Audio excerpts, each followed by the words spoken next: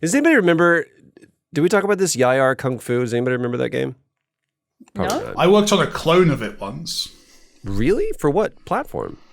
For so clone is too strong a word, but a homage called That's Invincible stronger Tiger. word. What was it called? Invincible Tiger: The Legend of Han Dao. And it was a Xbox Live Arcade game. I think it holds the distinction being one of the first true 3D video games. Like in terms of the working with 3D TVs. I've never heard of it. What was it? It was I mean, if you look up images of it, it's the game that Troy's talking about, just with Xbox 360 era graphics, basically. It's exactly the same game. This is like, I think 1982. I had my what I considered to be what I called my Safeway classics, which would be the grocery store where I grew up was called Safeway, and they would always rotate, out whatever new video game was coming through. And I remember the day that they wheeled. I was old. Oh wait, I'm old. Use take two. Two's better. Can you just do it for a third time? Can you just do it a bit slower? One more time. Safety. I hear the note. I want to let you know I disagree with it. So That's fine. George Lucas said fostering with write more it. energy. Right. Speak as written. So I remember the day that they rolled in the Pac-Man machine, and the Centipede machine, and then Miss Pac-Man. You're seeing the progression of levels. So like this goes back to like 1981, and one of those games was Kung Fu Master was one, and I would always have like maybe a quarter, so I had to make every life count. And there was no worse feeling than getting to almost the end of a level, and that's it. You died, and I was like, "That's all I have." And so I would sit there and I would play in like the loop that they would be on to kind of show the splash screen or whatever. I would pretend that was me playing, but this is one of the games I could do. And I never. Yesterday was the first time in 35 years or whatever that I actually got past where I last left off. When I was standing at the arcade when I was like a 7-year-old kid. How's that feel? Amazing, and then I got my ass kicked on the next guy. So it's like playing Mike Tyson's Punch Out. You can never beat Mike Tyson. Never. I've never finished that game. No. Never. Bald Bull, sure. I might put that on my list. Go for it. My number one life goal is to go to space. It remains that is what I want to do in life. It's a valid life goal. Followed Thank closely by beating Mike Tyson's Punch Out. Second to that, after I go to... Whoa. Here's what I want to do. And I might add that in Mike there. Tyson's Punch Out. Sitting there just floating in space with an old NES. Very calm. But Fuck one you, of my Mike friends Tyson. yesterday was telling me that his current life path goal that he is on is to take a photo with every stegosaurus that is currently fully built in the entire world, and there are 50. And he's like Say there almost can't be that many. halfway. Great goal. I know. So it means that he's going around the world intentionally looking up museums that have the stegosaurus, the stegosauri, to take photos with them. And I was like, fucking hell, I want to figure out more like adventurous that? life goals, like beating Mike Tyson. I might add that to the list. But Just like, sort of here's the like- thing Here's what you do. I'm going to do. I want to do a speed run of Contra in different places, right? So like you could say that I beat it in the Louvre, which what's the most millennial asshole thing that you can do? I was in the Vatican, I did a speed run of Contra and I beat it in 45 minutes. probably do In that nomine now. Patri, Filii, Spiritus. Sancti. Fucking hell. That's how it goes, I think. That's the ending. That's the right one. That's the the original non-Latin, more Yeah, contemporary. it's the translation. Yeah. Yeah, I'm just a fan of the idea of creating more subtle life goals in general that are like fun things to try to accomplish, and I really do feel like beating Mike Tyson is a good one to have.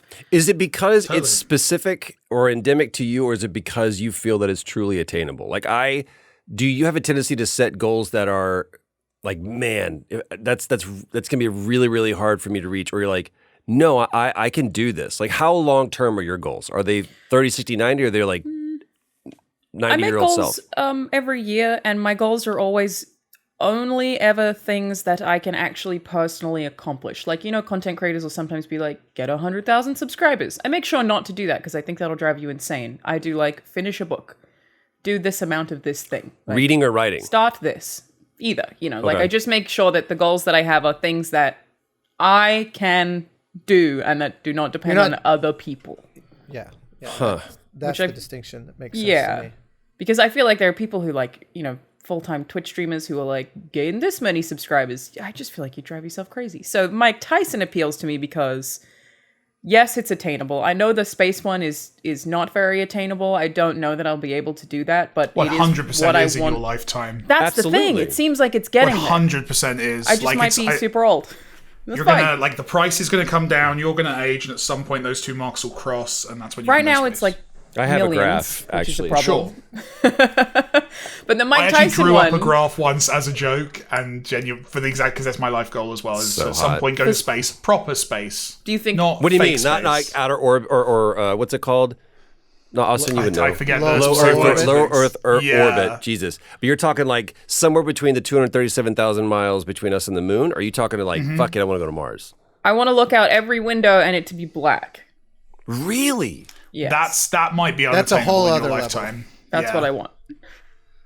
I gotta think make I some think my money. version of that is I wouldn't mind. I need to sell out. Well, let's start running ads Really on the sell out. podcast. Let's do it. Hold I've on, always thought that if I got Five a sponsors. a terminal disease, contact. I'd want to exactly. I'm John Hurt. I'd want to go the same way and get blasted off one way and just drift. But they'd never until- send you for that reason, right? Like a desire to stay alive is something that's quite important in an astronaut. Well, yeah, I mean, this if You'd the be mission. disqualified for that. Your desire to go on a But- one-way mission would disqualify you from being Yes, an but astronaut. point of order to John Hurt's, narrativized fiction, Sure. the ability for him to be able to be so ridiculously wealthy that not only was he able to launch himself into space, but he built two of those. Fuck, I need to watch that movie again. It's so good. Just watched it recently, and It's still so good. That's to me. That's really- Jodie Foster's best performance. Not the Yes. one that won her the Oscar for The Accused. I mean, well, we're Taxi discounting Driver? Bugsy Malone, or I'm also discounting Nell. that's a solid. You can't. That, you can't that remove was the Bugsy one Malone where I from was a me. swing and a miss, taying in the wind. Nope. what about Nope. what about What? Agent? You don't know. All blonde actresses look the same to you. Is she blonde? No, that was Naomi Watts. Is it Starlet? Why am I suddenly blanking? This is sacrilege. That was Naomi Watts. That was was Kate Nicole Hudson. Kidman. Agent Starling. Cody Banks. Chris Evans. What about Agent Starling? What's Agent Starling? What? Fucking Silence of Silence the Lambs. Lambs. Oh shit! I forgot her name. Clarice. Not her best performance. How subjective do you think that is? Oh, totally. And how? to Where taste. do we? I mean, any opinion is subjective, but where do we pull that from? Is my better question. Is like what Just is ask it? Academy of Arts you and just asked Troy Sciences. for the ratings. No, what is it about that Hollywood Foreign performance Press. for you that makes you go? Oh, for me, Not the This Hollywood one is Foreign the best. Press. Anyone but the Hollywood Foreign Yeah, no Press. I kidding. think. Yeah. it is. I believed her genuine passion. I believed that I wasn't seeing a character. The only time it was like, I don't think you really want to be here. Do you think it's more helpful if you relate to the character? Do you think that a piece of you is needed for you to find it more believable? saying a piece of me, like I have that passion, so therefore I empathetically, Maybe. Yeah, Connect to it. I could see that. I think this you're is- also more qualified to see the nuance of a performance than non-actors, right? I've always I don't know, always had man. these conversations with I think you've got more experience, so you're enjoying on a different level. Not necessarily that your opinion matters more, but you definitely will have a more nuanced perspective than the average kind of person watching movies. I'm looking for different things. Sure, like I watched. I picked back up with West Wing, and I was watching this one episode that was just essentially it was just a one play, or not even a one act play, but it was just it was an isolated episode, and something that a lot of people don't think would understand. But looking at it from a structure standpoint, a writing standpoint, a performance standpoint, a directorial standpoint, what they did in this seemingly pedestrian episode was phenomenal. And it started and ended with Abby and Judd in bed, like one starting their day and the other ending their day. And the last line of the episode, it was a real cool challenge for me as an actor, because I literally paused it, as I often do watching these episodes, and I go, fuck. And there's a light bulb moment. There's a paradigm shift for me as an actor that goes, that's trust. That's being courageous. That's doing something. And it was one line from Martin Sheen off of what's her name? Not Channing Tatum. Soccer Allison Channing. Channing? No. Stalker Channing Tatum, who says, "Are you getting up at 6 tomorrow?" And he goes, "No, I got to get I call him getting up early." And that's the last line of the episode. And so, as an actor, as a director, I would go ahead and give us a button on that. That's the last line of our episode. And what he chooses to do, but that's not how people talk. That's not how a married couple of 25 or 30 years would say something so offhanded and unimportant to them. They don't know it's the end of the episode. Now I got to get up early tomorrow, and credits. I was like, it just lent itself so much authenticity off of the seemingly wrong choice. So stuff like that I pick up on. But I don't feel like I'm more qualified to discern a good performance versus a bad, because I think, Alanah, you're right. There's something that inherently do I connect with the character? And that speaks to, it's not design, it's not directing, it's not actor, it's not writing, it's all of those things fitting together. And can I believe that I'm this person? I love the fact that we've seen this rise of female. I've been talking a little while. I'm sorry. There's this rise of female protagonists now. What do you think this is? Some kind of podcast? But there's I remember playing Horizon Zero Dawn, even before Tomb Raider and everything else. It didn't really click for me until Horizon Zero Dawn, The Last of Us, where I was like, fucking hell, man. If you're not a dude, it must be a higher barrier of entry to play a game, because you're like, I have to believe that I'm Marcus Phoenix. As opposed to me, is there's 1 degree removed from that. And I remember the same thing watching Wonder Woman, which we can, pick apart that movie we want to. But the best thing about Wonder Woman was that seeing all of the pictures of people posting just the massive outpouring of female audiences that went to go see it en masse together. And we're like, finally, we feel represented. Finally, we have someone we've been watching 10 years. It's not even represented. Let me tell you, Wonder Woman, I didn't like that movie. Right. The opening of that movie with all these cool women together fighting made me tear up. It's not even representation. It's, oh my God, we've never looked that cool before fucking ever. Is this how white dudes feel all the time? And you go and you watch that and you're like, I can accomplish anything. That was the best part of the movie. It was just so fucking cool in a way that you I didn't even realize that I had never seen before until seeing that. And I grew up playing video games. I did have Joanna Dark, and I did have Jade from Beyond Good and Evil, and all these female characters that I liked, but it's actually not that. I never had trouble being like, oh, I have to relate to this character. I think that that's more of a tremendous privilege that is offered to you, not something that feels like it's missing for me, if that makes sense. I'm like, oh, cool, I'll learn about this character. But it was okay with me if I never saw myself in them, because that was just the way that it was, and it never hurt me. So the idea of growing up and seeing yourself in all of these protagonists is just, like I said, a massive privilege. I know that's such a buzzword, but it's just a thing that is that must have been fucking awesome. But it's not like I ever felt like I was missing something, because I had no concept of what I was missing. Interesting. I was just like, I like this dude.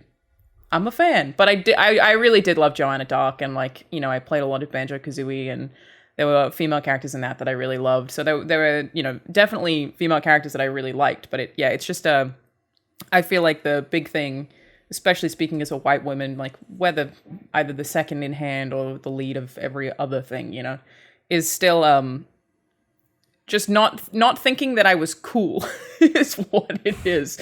It's you never get your action hero cool guy that I feel like men just get to see on everything.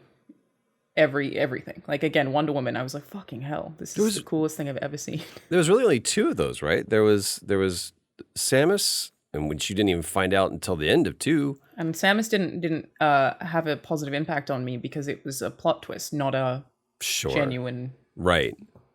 But I'm just saying, as far as yay, I was like, oh, weird. We didn't really have, there weren't a lot of options, and even fewer for if you just weren't a white dude, if any variation of a person of color, there wasn't that. You didn't have a lot of options. I don't know. I don't know how I got dovetailed off into that, but it was something that I really appreciated. And to your point, Mike, I think that I don't think I'm or more qualified than anybody else. I think anybody is capable. It's to Austin's thing that I love that he quotes so much is that anyone can cook. It's not a critic that is more qualified. It's just someone who people listen to more. That's the only qualifier. I would think technically that's correct, but that you having done what you do for a living as long as you have would at least pick up on things that I wouldn't notice. Like, I feel like I'm going to maybe derail the whole episode by saying this, but I cannot stand Ted Lasso Season 2. I don't remember if I said that. I cannot stand it. Interesting. I would love to talk about that. I had to stop watching. Austin, and are you I watching felt it? like... I've never seen a single I've not episode. seen it either. No. How? You haven't even seen this first season? It's such a happy pill. It's yeah, so no, good. I need to watch it because so many people I love it. It's definitely something we watched like the first half of the first episode and both just bounced off it immediately. I think we were maybe in the wrong mood or something. That would be my guess. So we'll go back. Season sure, 1 everyone I loves loved. it. Season 2 I had this issue that I was like, not a lot of people are probably going to feel this way, but I can just see the words on the page. I can see this conflict is needed. Or like, we're going to put this in here so we can get this wholesome moment because we recognize that the audience likes this. And I don't know if that's a thing that, as someone who is writing furiously all day, every day right now, if it's so. that I'm like, oh, I can see exactly what you needed to get out of what you wrote. And You that's pulling shout me out of it. Darkest Hour at the screen as well, right? Every single time. Like, or is that just a me thing? No, I yeah, definitely that's sit and watch like Hollywood movies and I'm like, oh, we're breaking into the second act now. That's great. Or, Yeah, oh, for this sure. Is this is our Darkest Hour, yeah. I think it is a problem. It's true of game development as well. Like, once you've built some levels, you're like, oh, okay, you ran out of money at this point, so you had to do facial animation. Literally replaying Shadow Complex at the moment, and about halfway through, the main character just puts a mask on and keeps on for the rest of the game. You're like, oh, okay, you didn't get all of the. I see facial why you did animation that. Yeah. Yeah. Our polish budget is what? Fuck it. All right. Mask up. That's what we're Nobody doing. speaks anymore. That's an interesting. I definitely think that you could become hypersensitive to certain things. I remember. Do we lose Austin, or is he frozen for? Well, there's just being so many attentive. places that I kind of want to go, but He's picking which tangent to take us off. Yeah. He's looking at the multiverse right now. He's figuring out the exact the thing that path most to open up. the thing that most sort of grabbed me is increasingly long ago in your diatribe, Troy, because I'm off when to you give. I remember years ago at GDC, Richard Lamarchand gave a speech about game design in general on the back of Uncharted 3, and he talked about how the buzzword, it still is, but especially then, the big buzzword in game design is always immersion. And he pushed back against that and said, understood properly, immersion is like the boundaries of reality melt away, and I'm so lost in the game, I don't even know that I'm in the game anymore. It has become synonymous with my life. Like, I'm just so immersed that I'm just in it. And he said, if that were actually real, and he shows the scene from Uncharted 3 of like hanging out the back of the plane, and he's like, this would be the worst experience of your life. That is true. He goes, so I don't think we're correctly labeling what we're after. He goes, it's not immersion, it's attention. How do we simply captivate the player? Immersion is a kind of a way to think of it, but the reality is just simply, is your attention held? And I always thought that was a really interesting differentiation. And so with that as a kind of frame, as I listen to you describe, resonating or not with certain performances and going, like Alanah says, well, what makes Contact better than Silence of the Lambs for Jodie Foster? And if you say something along the lines of your ability to kind of empathize or feel an honesty in it, it sounds to me like a kind of analogy to immersion versus attention, because it takes us back to the it takes us, like, in other words, immersion equals I fail to see a character, I see a real person. She transformed into a whole other human being, and that's sort of the zenith of acting. But I always go back to the classic thing that we've talked about a million times of the Laurence Olivier versus Dustin Hoffman. Where it's like acting is performance. Acting in the Laurence Olivier model is not about believing I am this other person. It's I am simply performing to hold your attention. And a la the differentiation that Richard drew. And I think that that's interesting. Like the idea that Olivier is not convincing you this whole other human being has been created before your very eyes. It's simply, do I command your attention with my performance? And isn't that, I mean, like, for example, isn't that kind of the Al Pacino thing? Like he's basically always that, right? But you can't look away. So I don't know. To me, I found myself instinctively saying, I'm not sure that, because you have the Gary Oldmans, the rare breed who seemingly can truly vanish inside a character and just cease to be Gary Oldman. Often as much a credit to costume and makeup and all the other departments as well, but Immortal Beloved and everything else you like. But he really can, like if you just do a quick slideshow through his performances, you're like, okay, that guy is really on another level, period. But that's where I was saying, I don't know. To me, it's an interesting test of what really is good acting. If I'm not sure that I accept the premise that they have to kind of vanish. Which then makes it difficult to say what's better and what's not. If it's Man, what an interesting qualifier. I feel like, Mike, you have something that you wanted to. Don't you're trying to weasel out of answering definitively all these existential questions. Nothing of value to add beyond something that I think backs up what you're saying, Austin, is how many award-winning performances are ungenerously attention-seeking. Yeah, right. Like they're shouty, they're working with prosthetics, they're big, showy offy roles rather than funny. Wow, that actor did a really good job of playing like a standard person. You know what I mean? Or your mate down the pub. It's always so much bigger historical figures, that kind of thing, like just very big showy big offy speeches. Stuff. Yeah, it's so true. I remember an actor friend of mine saying something like, Troy? I'll never... Is it Troy?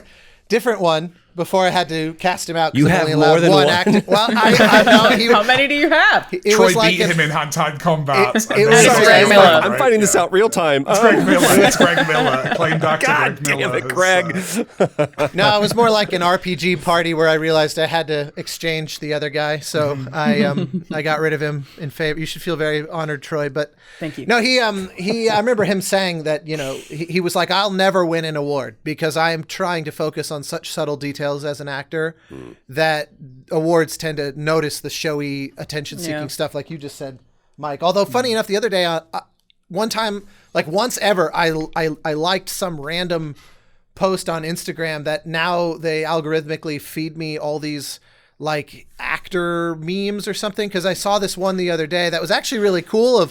It was a bunch of actors and it was like side by side them doing one of those big shouty things that is famous, and then them doing this really quiet, restrained thing that's not famous. And the same actor kind of just juxtaposing the two. And some of them were really, it's like, no one's ever going to give an Oscar to the one on the right side of the frame, but it's powerful. Dude. It can be so powerful. The thing that I think more consistently breaks me than anything, and Troy, you did this in Last of Us Part 2, and I think I texted you about it, is... And I think it's because I watch so much Forensic Files that I relate to this, that the way that men often cry in real life, you're watching someone in their face try not to cry. Yeah. It's not that they sob, and a lot of actors just go straight for the sob, but when you watch a man, it's especially like when it's a dad that it gets me, try not to cry. It's very much a man just trying to hold it in, and you're watching his face like sort of move because he's trying not to tear up. And anytime I see that in a performance, it breaks my heart because you know all of the layers that go into that. But that's like exactly like you're saying, not the award-winning performance. That's a little subtle, tiny little thing that somebody's picked up on and is trying to enact when it's easier to sob. When the sobbing is the dramatic performance that we're like, oh yes, very that's captivating. Boy, but I learned that it's the not hard as way. impactful. Man, talk about going for it. And in part one, the Sarah scene, that's exactly, I was like, watch this shit. I'm going to give you some award-winning shit. I had my eye on the whole fucking gallery. Jeff Keighley would create an award for me. There would be no other awards needed to be That is given his at the MO, in BAFTAs. fairness. Like, he does love to make awards, so yeah. Most tearjerker, Warren Ford. Go see it. There's no surprise here, guys. But first, an exclusive trailer. I love you, Jeff. But man, learning and understanding, because those are two separate events. And I think I know that because I stepped through that. There was the learning it, the assessment and the acquisition of new knowledge, and then the understanding of it. Of I'm doing something for my own benefit, and it really just came. I've been in that situation where a perfect example of this is a friend of mine, Ryan Merriman, on the first big movie that I did. I wasn't even in the scene, and there was a scene where he got drunk and he goes over to a woman's house and he tries to woo her, but he's drunk. And the way that he played it was so perfect because he was playing sober. And I was captivated. We were on a soundstage, and they had a 3-wall set built, and it was late at night. And I'm watching him, and I was like, I've seen you drunk. Like, I know what you look like drunk. And you're not playing drunk. He was like, no, I'm playing sober. And then there would just be some small things where it would be like, and you would see the crack in the veneer and the slip. That's what makes you lean forward in every performance. The problem is, and this is the true skill, and this is what I still do seek and chase after, is when that's no longer a conscious choice, but when it is something that is just inherent. My best moments, and typically the ones where people go, that was a great performance, are when I could literally, when they say cut, it's like, that was great. Like, I have no idea what just happened. And it's not that it was this out of body experience. I just couldn't tell you. It's like, can you do me a favor and do the exact thing? I was like, couldn't tell you where I was. All I knew, I could tell you what she was doing, or I could tell you what he was doing. No idea what I was doing.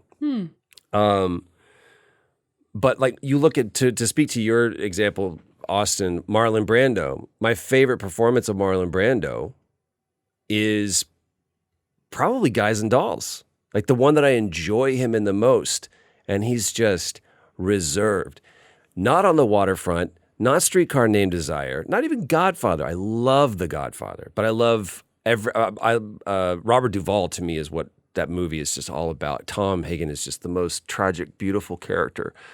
And it's before Robert Duvall got big. It's like we watched the etymology in the beginnings, the genesis of these characters, these character actors. And Robert Duvall is known to shout. Al Pacino is known to shout. Marlon Brando is known to shout. And it's their quietest moments. Even what's his name? James Caan. He does a couple of shouty things, but for the most part, he's just holding it all in. And that, to me, is what's terrifying. It makes me remember how Chris Farley, who was, such an over-the-top comedian, just such like incredible physical commitment to everything. Yeah. I think probably my single favorite bit ever of his was the Saturday Night Live skit called The Chris Farley Show. Yeah. Where he's really quiet and shy and nervous, and he's the Paul opposite McCartney. of everything. And he's like, hey, Paul, remember the Beatles? And he's like, yeah, Chris, I do. It was awesome. And he's just so good in that So scene. uncomfortable. But do you yeah. enjoy that for the negative space? Do you enjoy that more because you have the image in your head of what he normally is, right? That whole joke requires the knowledge it's that both. he's of his big. other roles. Yeah, It's true. So it's like he's playing with the negative space there. He's kind of doing something that relies on what you're not seeing. Which is Yeah, it's like there's stored It's meta. potential energy It's that you're definitely aware of. Yeah, I think that's an interesting question. I think that surely part of it. I think it's one of those, if you've never seen it, it would be funny, and it's funnier if you know how against type he's being. So it kind of exists on two levels. I would suspect. But he also just naturally did awkward well. It's that, the where you take an unnecessary pause to always slightly short of breath. Yeah. Speaking of performances, No. how about that we 12 about segue? minutes? We're going to get into it. We said we would. It's And true. here we are. Shouldn't we Promises wait were till the made. last 15 minutes of the show? I again, know. We could have. I also wanted to apologize. The spoiler warning that I gave last week was a second before I said the spoiler, and a lot of people rightfully called me out for that.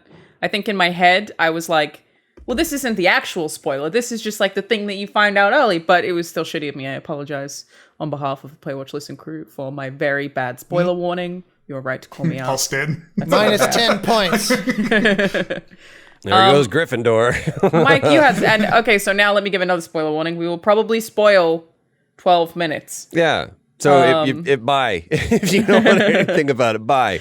I'm not going to do it a second later. Mike, you had something that you wanted to bring up, Was right? the comparative? What was it? Well, I know what it was because it was. I basically my hypothesis was Austin will that handle this. the game Yeah, the I'll still game take could have over. benefited from a zillion more variations and things like that on lines of dialogue, even if it was the same line, because there's a lot of different tracks into specific moments in the sort of conversation. And it always funnels to the same line, the same delivery. And my hypothesis was a lot of the budget was eaten up by your expensive talent. And if it That's had been right. cheaper talent, they may have been able to record like a lot more content to just get over the fact that you had this. It was forcing the actors to sound wooden because they were obviously not reacting to the line that just happened. The lines were in a vacuum unto themselves. They were never bad reads. Like, these are all good actors, but they just are. It's like if I said to you, Mike, your family's all been murdered, and then you're like, that's strange. It's just like, Let's have that dessert now. yeah, it felt like you can say that's strange the most convincing possible, but that's not how you would say that in that context in any righteous way. So it was, to me, it felt, I got a lot of thoughts on it, but your Apparently. your specific pushback was like, it's the, So I didn't actually push back on that because I think what you're saying is genuinely true. Like, if you've got like a X budget for voiceover, then theoretically, yes, you could get more time out of a cheaper actor for sure. And 100% we do those sums right behind the scenes.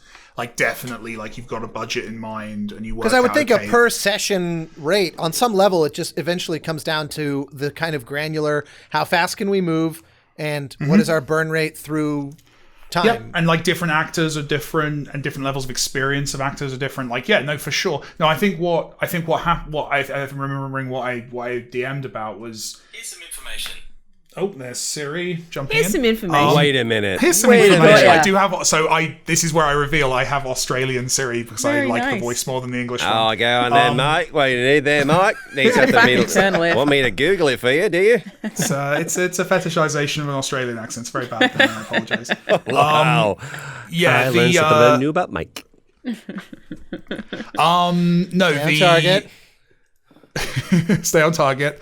I'm trying to think where I was. Oh, yeah. So your point, I think, is fair. I think, yeah, for sure. I think what I specifically was like, oh, that's interesting, and that's a misunderstanding I see among kind of gamers quite a lot.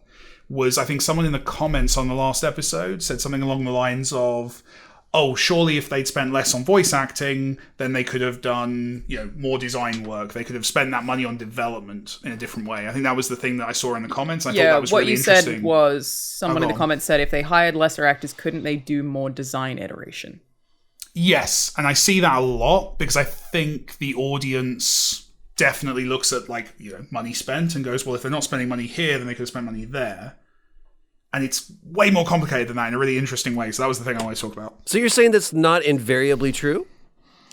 No, How is that not true? it's almost invariably false.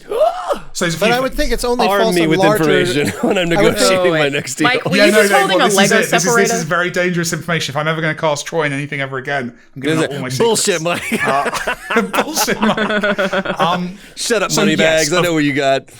On like a literal level, yes, there's a pot of money that's going to be spent on a game, and money going out to a voice actor cannot be spent elsewhere. And if you get a cheaper voice actor, there's more money. Yes. However, the impact of a specific actor is not the same as people would expect for a couple of reasons. The first one, which is kind of specific to kind of publisher platformy things, is it's possible the voice actor isn't being paid out of the development budget. That's possible in a lot of cases. Voice actors are paid for by marketing, because often putting a big name into a game is a marketing decision. Like you go, well, we think we could cast this with great voice actors, but not famous voice actors. And a publisher or a platform holder might be like, well, we kind of want this to feel worthy or like it's important, and we'll actually spend some money on voice actors.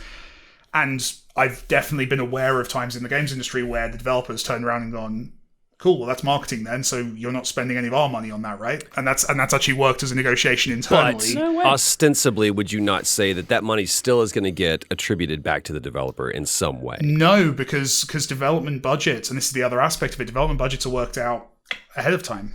So it's not the case that... It won't come out of your development budget, but it will still come back to the developer. Right, publisher's going to go. We spent this much money. By the way, you're on the tab for that. We're going to take this out of your whatever. Partially, but it might be that they actually take that marketing money that they're spending on the actor and take that out of something they're going to spend elsewhere. They go, well, we want big name actor. We'll just do 2 days at E3 instead of 3. And it's that kind of sum that they might be doing themselves. So there's that kind of thing where it's not necessarily like a direct trade-off. That's a minor thing, but it's definitely a factor. The biggest one is I think people consistently assume that voice acting costs a lot more than it does in the audience compared to other disciplines that contribute to a video game. That's definitely true, I would think, yeah. No. I think people get it. I think people see like movie actors and they're like, okay, so, I don't know, movie actor X is paid $10 million for a big Hollywood movie, right? And I think what the average kind of player maybe kind of comes away from that with is that's how much it costs to get an actor to get out of bed and go to a studio for a day to record something. And that's not true. That's how much it costs to have like 4 months of that person on set, 3 months of them doing the world tour of interviews for the press tour, owning and all this their stuff. Appearance for a full 6 months. They can't change anything. Yep. And for future merchandise and all of this stuff, and then the the Netflix sale and all of it. Like there's just a lot of stuff that money's paying for. You're basically buying almost a year of someone's life in a lot of those kind of blockbuster contexts. With a voiceover, you're paying for someone's afternoon. So even if you were just to take kind of 10 million and divide it into, the days and then like work out what half a day is worth, even then, like that's not necessarily a number, because voice actors will absolutely, especially movie stars, will often not worry about their rates if they think a script's cool, or if there's an opportunity to work with someone they want to work with, or if it's a kind of a strange, interesting thing. A voice actor, even like a famous movie star voice actor that everyone in this audience would have heard of, doesn't cost me, the developer, much more than like a couple of months of one designer's time. It's not a ridiculous kind of discrepancy. I think we think of voice actors as costing like hundreds of thousands or millions of dollars, and it's simply not the case on the kind of scale of production that 12 minutes. That 12 minutes was that. Yeah. I think that's a very important distinction, because you start getting into a AAA title. Oh, if they're getting you in a mocap suit for 3 months, Troy, that's a very different situation. It's a different conversation. But like a perfect example, I was having a conversation with someone about Pedro Pascal. And the particulars are not important, but how annoyed at him you are for him being in the show, is that right? You're like should have been me. He's a good friend, and he was expressing frustration that he was like, I can't believe, he's like, why didn't you get paid what he's going to get paid? He's like, you're deserving of that. And I'm like, I don't ever want to get into what I deserve, ever. Because the second we get into deserve, and this is not me, virtue signaling, it's like what I deserve is not anywhere near what I'm getting. People are very gracious, and I work my ass off for it. But to get what I deserve, I don't want anything to ever be a metric of that.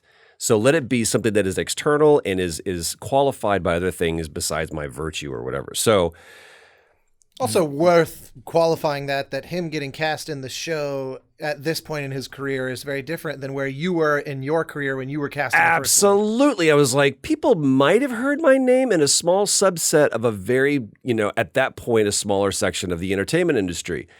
Homie's coming off of Mandalorian. He's coming off of so much stuff. He's Pedro Pascal. And I even told my friend, I was like, because you're Troy Baker. I was like, yeah, but he has to be Pedro Pascal. Like, I get to just be me. There's a lot of things, a lot of freedoms that come with that. Like you said, Alanah, they're buying his appearance for, he's like, you need to look like this, not for just the next year. Let's talk about Walking Dead.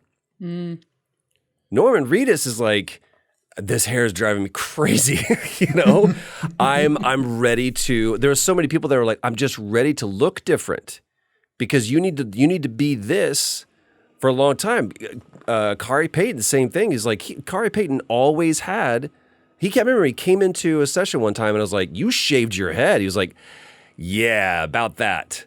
And I was like, what's going on? And that's when I found out that he was going to be on Walking Dead because he had this amazing afro. I loved his hair. So there's a lot of things that happen when someone gets involved in a production of that size.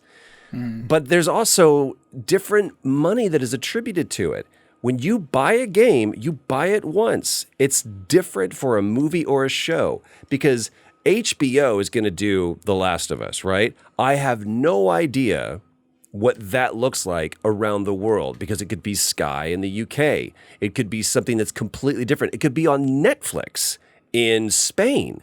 So it's just a completely different thing. So that show is going to be a commodity that is, as like every other show is, bought and sold by different people, and commercials will be run on it, perhaps in other parts of the world. So there's different forms of revenue that are being come in so they can afford to do something of that budget or of that, payday for him. But there's just a lot of other things that go into it. Any actor that comes in going, I demand royalties and I demand the same thing that you would pay an actor on that. It's like, there's no metric for that, dude. That's not how it works. So I feel like I got a good grasp on it. But the thing that you pointed that is very true is the association between 18 months, 24 months, or even just 6 months on a film versus you came in for 2 4-hour sessions. Mm-hmm. If I have a mocap day, even if I have a mocap day, my longest part of that day is going to be 10 hours, maybe. Most of them are going to be 8. So it's a sweet gig. I love performance capture. It really, really is great. There's a lot of things that I give up. I give up being on a cool set with set design and wardrobes and props that are practical. I can't even get into it, but there is a difference. I loved working on that Western and being up on a horse and riding through a town that they built that looked as if it was a town in 1863. I loved that. I don't get that on a stage. So let me ask, just kind of, I'm doing this now twice. I'm kind of like, lassoing 5 minutes ago. And you have a lasso because you're on a live action set. It's not just like a string with the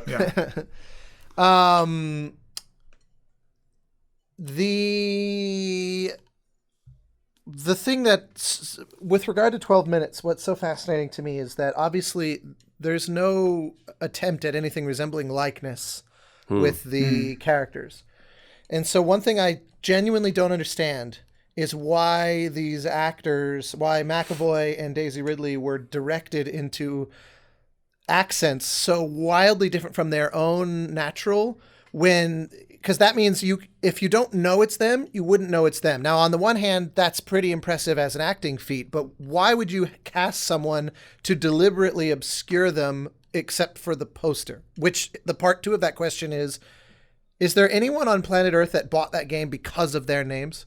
I think a lot of the coverage and kind of reputation of that game is tied to. I think it's a statement positive it had an casting. Influence. Yeah. A lot of people would have been like, "Oh, that's the even exact if they response. didn't buy it because of that, they remembered the name." Or maybe of the game. like it becomes a real game, right? We've had this before. Like when we cast like Andy Serkis as the villain in Volume, like we just got so much more press just because it's like, oh, this is. It adds legitimacy to a game like it this. Matters. I think. Yeah. Really does at the indie scale, especially. I think there's an argument, Austin, that it does less at the AAA end. Like if you cast like a big movie star in like your AAA shooter, I think people see it negatively in some cases. Actually, yeah. Can I ask either of you, Mike or Troy? I have no idea if this is even answerable. If you could guess, And specifically not Austin. I'm not interested in your take. Yeah, Austin, no one cares. Poor Austin. Audio listeners, he turned his webcam off. Could you mute as well, please, Austin, for us? Yeah. How long do you think I want they you to remember recorded I'm here. for? I'm gonna. Not you, Austin. How long do you think they recorded for? Is there any way that you can guess that based on the lines of dialogue that are in there? Like, I feel like not long. I don't feel like these were super long sessions, and I don't feel like there are that many lines. My guess would be 2 I want to hear sessions. Troy's guess. I've definitely got an guessed 2 idea as in my well. head. 2 session with probably a 3 or 4 session guarantee would be my guess. And to speak to your point also, Mike, I think it's about less. I don't know, just to round up just because of the way the deal is structured, they would have had to have said, we're going to give you X amount of dollars, but we have to attribute that somehow. So we're saying that you are, based on this amount of money we're giving you, that broken out over 4 sessions would be this. Because if for some reason they needed to come back and do another session, that agent's going to go, all right, but you realize that that's going to be an additional X because that amount of money broken up over 4 sessions equal X per session. So this is how we structure our deals all the time, to where and I've there's not a lot of people that are doing what you're talking about, Mike. So I love that you bring that to the forefront. My agent is amazing, and there's been a lot of times where she's They like, are. Troy, for the record, Troy's agent is Famke Janssen from GoldenEye. it's so Austin always believes it's weird. Natanya Rose, she's incredible. But Natanya was the Weird, first. it's accurate. Yeah. Natanya is the first person that has ever like, when the people came in and they said, this is how much money we have for this. She was like, totally understand that.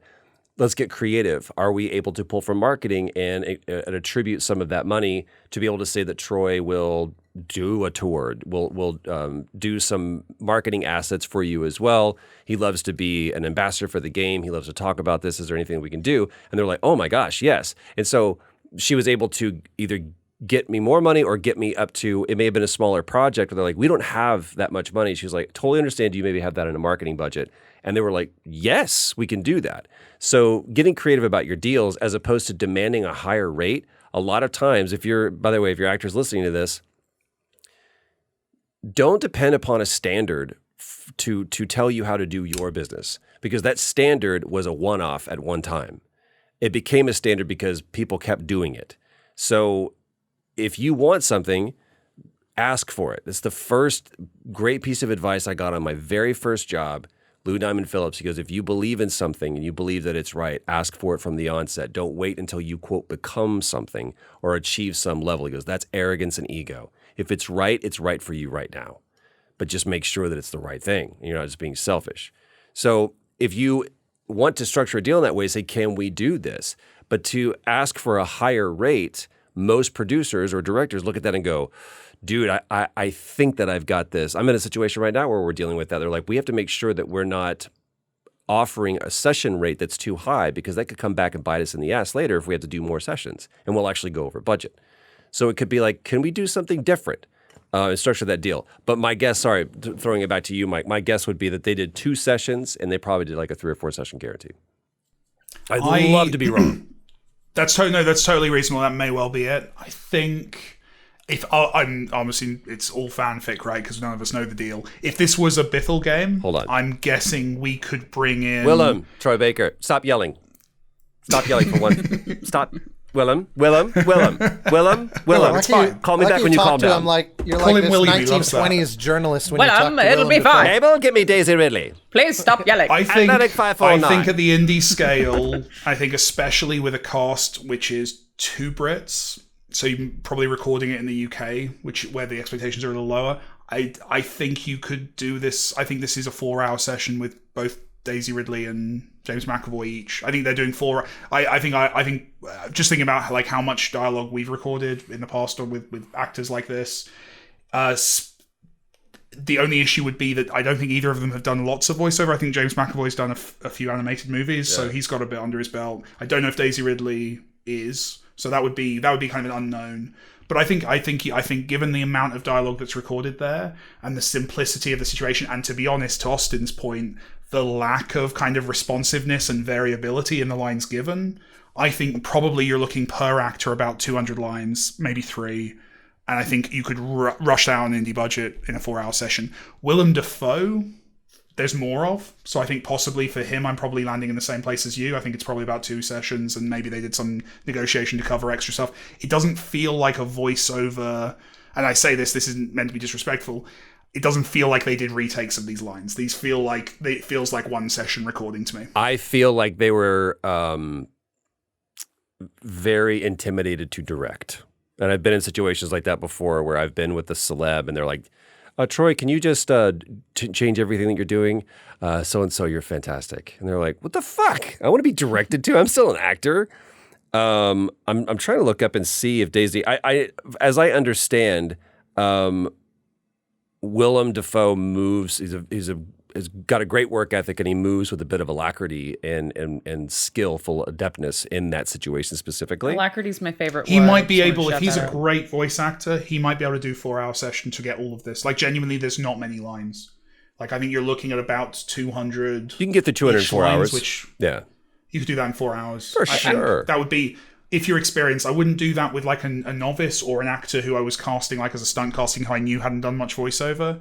But like looking back at like our stuff, like I get asked a lot because our games have a lot of voiceover in them because we've worked with some of the bigger names. I do get other indies ask me a lot like what's the possible thing, and I my usual stock answer is 200 lines, about 4 hours if they know what they're doing.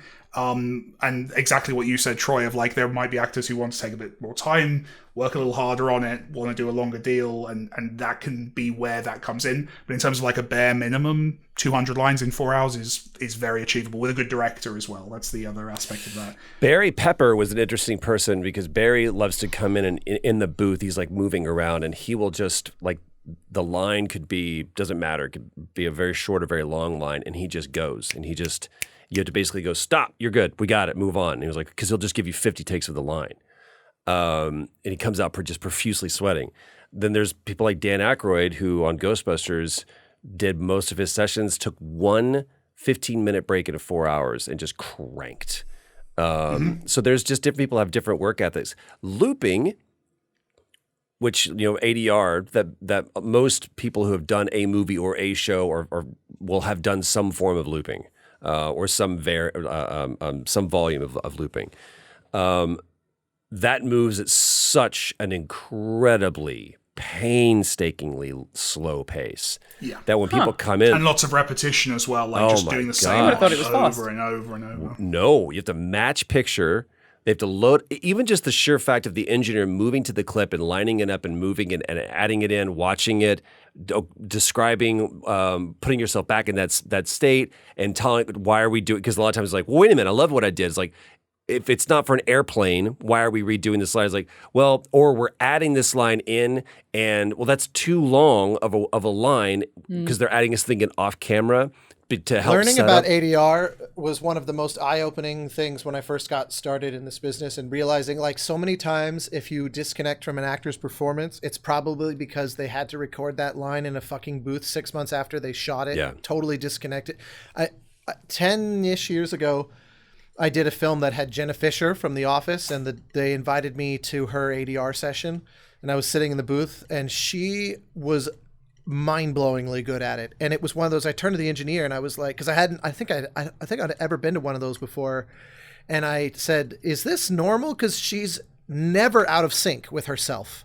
And he was like, she's inordinately good at this, because so many times you do 3 takes, 2 of them don't work because you're just a little bit off and it's noticeable. And she was just like, you hear the bump, bump, bump, and then she does it, and it was like, it's fucking perfect. I just remember thinking, holy shit, this is like a little indie drama. Like, these big giant blockbuster things where, they're running around on a set and it's all being added with special effects and what, like none of those lines are usable. Dude, none of that. You're recreating the entire movie in the booth. Watch Hugh Jackman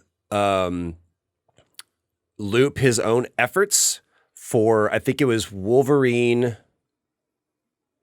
It may have been the Wolverine movie. I don't think it was one of the X-Men movie. And he is watching it and he's doing dude, I was like, bro, that is some veteran shit right there. He crushes it. He is just so he's such a good excellent on every there's not one film of his or one performance of his where I'm not just entranced. Even that guy is even though where he went back in time, that was still charming. I like how this we've is the actually not standard, given like any with- spoilers for 12 minutes at all this Not time. at all. That's what we're doing. That bit where it turns out they're aliens like didn't work, but the rest of it was. everything's great. But I genuinely think like if Best cameo by those Jesus three Christ in a actors are video as game, good- though. Best cameo, hands down. if those three actors are as good as as the examples we're using, and as I suspect probably they are, Yeah. I think you could do this in a day and a half total. Yeah. Like recording. See, that to sessions, I me, think that I- is I'm the gonna- flaw of this game, I must say. I'm going to change my answer because I feel like that dance number probably added an entirely different. Yeah, that would have been Section. tough. Yeah. that I mean, they- there is a dance, so That's that's a true. spoiler. There you is. literally have to spoil something. Right? Oof. Spoiler. There is a little I dance. really, again, I know we're out of time, but I just think that game needed like 10 times more dialogue to work, so that there's more variation. Because it really felt like you design a puzzle where the key is I have to go pick this object up and put it down over there, except that the object and this location and that location are all lines of dialogue. So it's like they're conceived of abstractly and then lines put in there. You're right. It's like a point and click adventure where the pointing and clicking is largely dialogue. There are Yeah. a couple of required items, but it is mostly a dialogue. And it's a like tough connecting task. circuits. but It's There's a connecting reason we circuit. didn't put voiceover in Subsurface Circular, and it's this: is like you can get away with so much with text on a page. I think I've talked about this on here before, but like implication, like we deliberately wrote. There's like 50% of the dialogue in Subsurface Circular is deliberately written to read correctly, depending on like different contexts. Like, a character comes up to you and says, "Oh, you were so helpful earlier," and you're meant as a player to be able to either read that as like an earnest description of something you did, or a sarcastic joke about something you did. And either way, you feel like the game was paying attention to you and we've achieved our goal. But if we were to do that with voiceover, which has come up a lot when we've talked to different people about doing more with those ideas, it always comes down to, well, we would have to re-record every line of dialogue 5 times to make this work. And that's probably not worthwhile for the experience the player's going to have in the end of it. It's really And hard. also, crucially as well, when you're making dialogue into gameplay, the other thing is dialogue's not responsive in terms of like timing as well. Like it's amazing what they've achieved, like with say Mass Effect, where you actually enjoy the dialogue. That I think people underestimate how hard it is to design dialogue to be entertaining from a game design point of view, because you're just listening to something for 10 minutes based on a decision you made. So it's kind of, there's a lot of, I'm not sure. I think you're right, Austin, but I think the problems leading to the problem, I think you've diagnosed the problem, but I think the illness is like 5 steps back. You've found the in the symptom, process. but not the cause. The symptom, but not the illness. There you go. Yeah. Can I ask, just for the purposes of trying to inform, since we've spoken around this so much in this conversation, and I know this is a difficult question to answer, but what is the cost of voice acting? We've not actually given any kind of number. Well, I can tell you Troy's cost. No. It's so varied. Like I think It's that so varied. right now, because the problem is you can't. What are you attributing that to? Are you attributing that to the actors' payments? Because like I can tell you right now, the actor payment, I think the scale is like for SAG. for the SAG Screen Actors Guild SAG minimum payment for a interactive title 4-hour session is like $1,019, so $1,000.19 to the actor. Now, And that's only if you're going to America and you're going union. right? Exactly. Like, If there's you a go lot of actors who non-union- work a lot lower than that. Wild Wild West, you can get away with a whole bunch of, but you're still going to fall somewhere within that parameter because you go too low. People are like, hey, but these people are getting this. Where that really makes a difference to producers is that's what the actor gets. But there's also a +10 on top of that for the agent. Then there's also you have to pay into their pension and health and welfare. That's going Taxes? to, well, yeah, but that's included in that. The taxes, if like I'm a corp, so they don't take any taxes out. I take care of my own taxes. But Right. the taxes that wouldn't be on top of that. It would be the pension, health, and it basically brings it up to like I think $1,600 every 4-hour session, every actor, scale base minimum payment that they have to pay. So that How gets crazy. Those fringe benefits are 60% on top. It's is what you're something saying. once you get into Unionize. Sorry. But it makes it, we run into this with I the gotta get American... one in every episode.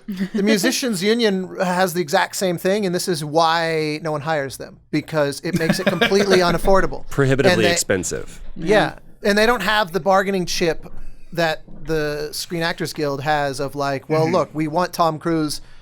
There's just no way around it. Like, it must be a signatory production, which then trickles to all the other actors.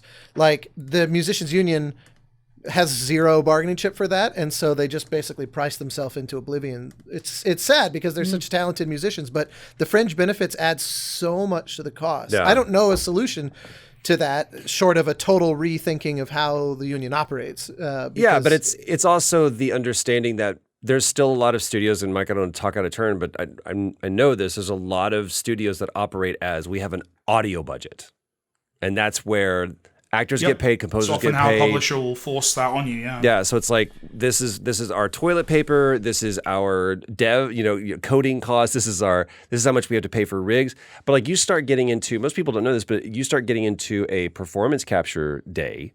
Single day, and on average, it's going to be between $50,000 and $65,000 a day to step onto that mocap stage with like four actors. And that is why on the last episode I said I suspect the animation costs more than the acting, because when you think about how much mocap is in this game. Yeah, that was another thing that I would not found. have been Willem Dafoe on stage, but it would have still required all of the infrastructure and the engineers and the team that produces a motion capture performance is beyond. Why do you think they the did actor in that? the middle of it. Why do you think they mocapped this game? It seems a very unlikely game for that. I didn't understand. I want to was reach out to my I'm buddies at Rouge and go, what was it? What was going on? What's going on there? Yeah, like I say that judgment free. I just didn't understand what it offered that sort of traditionally just animating those I would characters agree. wouldn't have. Mocap's great for bespoke, which I think would probably be the argument here. Would be that so if you want to make a run cycle, you shouldn't mocap it. You should probably hand key animate that and get 100%. something done.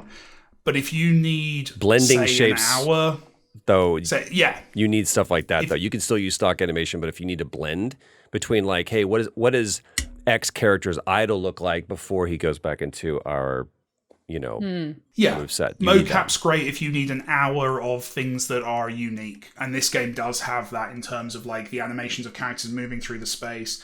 It's there is a little bit of jank in there in the joins between the animation, but there are a lot of very specific animations, so I can understand the argument for it.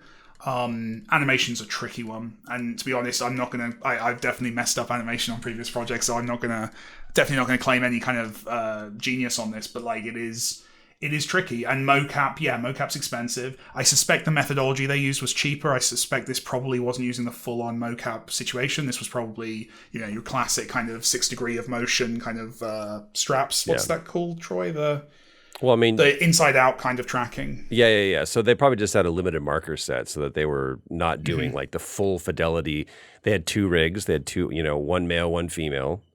But that alone is probably going to cost $10,000 a rig. So that's $20,000 automatically just right there. That's a one-time cost. And then you have all of the cleanup. So like when you go to a mocap shoot and you shoot that, all the computer sees is like a Vectrix version of your body with all these different little markers on it. And then This is me doing some mocap data before cleanup. Thank you. Appreciate that. And it could also be where my Paranormal activity shit right there. It looks like you're doing interpretive dance to what Troy's saying. Where my shoulder is may not be where the character model's shoulder is. So then they have to, quote, solve that. And that is a whole batch process that they have to do. So depending upon the studio, they could have a great front end, which means their character models and their rigs are great and their animation is great, but then they don't have that back end to be able to process that, or so they have to outsource that to another team, or they've got okay on the front end, they need some help with all of that design, and then all of the back end, they're great at processing that within their engine. So that varies a cost. So people are like, how much does it cost to shoot on a mocap stage? I'm like, what's your studio? What's your game? What's your rig? What are you needing? How many actors do you have?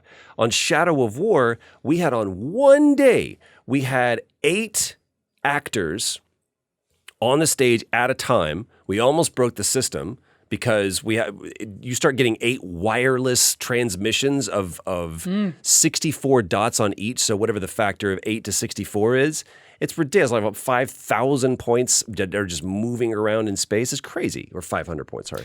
Just to add something to what Troy said earlier, with the baseline kind of pay with SAG-AFTRA, it's true what he's saying. That is the number, but there's also if you're outside of America, so if you're in the UK, let's say your prestige cast, 2 of them are British and probably in Britain, then those numbers change because SAG-AFTRA doesn't have jurisdiction essentially over here. So British actors it can vary. Some actors who work a lot in America will still want to work under SAG-AFTRA, and you've got to navigate that stuff. But yeah, basically British VO, I would say, usually kind of trends lower in price. The other thing is the upper end of the scale value. We're talking like 100 times what the number Troy said for like if you want Tom Cruise to come in for 4 hours. Like that's God knows what that number would even be. So it can go, there's no upper limit, there's no cap on that. And it also, of course, as with everything Troy said earlier, there's a lot of negotiation there beyond just how good an actor is this person, or even how famous they are. If you're an actor who's in game 2 in a franchise, you have a very different negotiation position than you had for the first game. If you're an actor who has just had a hit, a big TV show or movie's just happened, then your value's going to go up. I've literally had it, and I won't say the name, but an actor who we'd cast in something who got a job. No, unfortunately not, Troy, because you're more reliable than this guy. This guy went and he got a job in like a big TV show and just walked off the project because A, he had to go and make this TV show, fair enough. B, his stock value just doubled overnight because of that, because he was in a big TV show, which he wasn't in when we started.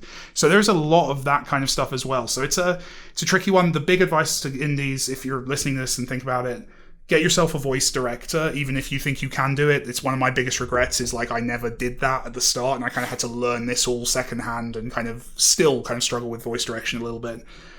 2, it's okay to go and find a casting director. It's okay to find someone who's going to help you find a voice and find the kind of actors who would work on your stuff and how that would work. And 3, factor in the cost of the recording. You're going to have to get a studio. The thing we left out when we talked about how important directors are and how important actors are, the engineer. Those guys are gold. Like, if you can find a good engineer, that's going to make such a massive difference as well. There's nothing more frustrating than when you do an emotional scene or something that was a very dynamic scene where I do these all the time, where it starts off quiet, gets really loud, it goes back quiet again, and you hear the engineer go, "Oh, sorry, I saw that peaked." I'm like,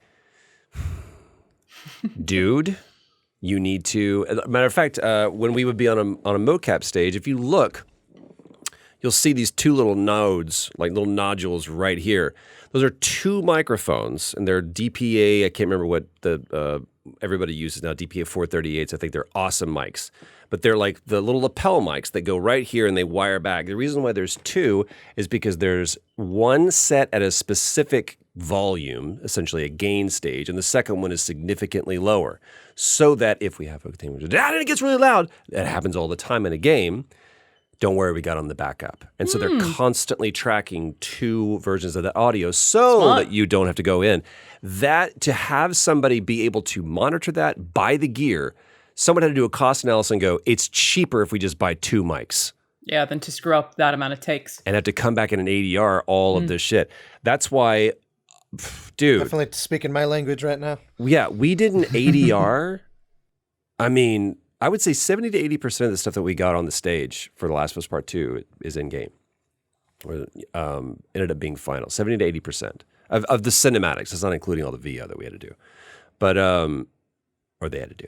But there's a lot of stuff that we did for a lot of games. We're like, we got it.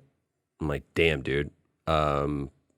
Miles Morales. Most of the stuff that we got on the stage. It's great. We always do a safety take. Man, we should do like a whole. Maybe I'll do this. Like, it'd be fun to do this with you as well, just to do like a little workshop for everybody. Because there's a lot. It's a lot of information. I would push against, by the way. And there's no real good resources. I'd love to see like just a video that was like, like a director. We should do a how to make 1 minute of voiceover. Hey, look at that. Like, we should do something like that, because that's Steal my genuinely, there's formula. no resources. The other thing to say as well is all of the advice we've given is like in a professional context. There's also, it's amazing what people achieve just with like an off the shelf like Wii remote to do a mocap. Logan on and shoulder Darren blade. on Bastion. Yeah, dude. Yeah. Or if you Fucking look at like the closet Corridor Brooklyn. Digital guys, right? Like what they do with the kind of the, Yep. the rigs they've got set up. Like you can absolutely don't be do this intimidated. stuff in a low budget. Give it a Like, try. You don't need Play to around in give it a Unity, go. play around in Unreal. You can go literally to the store and buy stuff, and it's incredible the resources that you have. There's never been a better time and never been an easier time to be an actor, to be a game developer, to be a writer. You have more tools at your disposal than ever before. Don't let that be the in barrier. the comments in this video, there is probably like an actor watching this who wants to work on an indie game and an indie that's trying to find an true. actor. Like, you should definitely try and find each other. Truly the tagline of Play, Watch, Listen. Create stuff. We support it. And that like brings this that. episode to a close. And I credit thought the us. tagline was disagree with me. 10%. Disagree with me, baby, but also create stuff. Thank you for watching, everybody. I'm Alanah Pearce. I'm a video game writer. That's Mike Bethel. He's a video game director. That's Trey Baker. He's a video game actor. And that's Austin Witcher. He's a video game composer. We'll see you all next week. Okay, bye.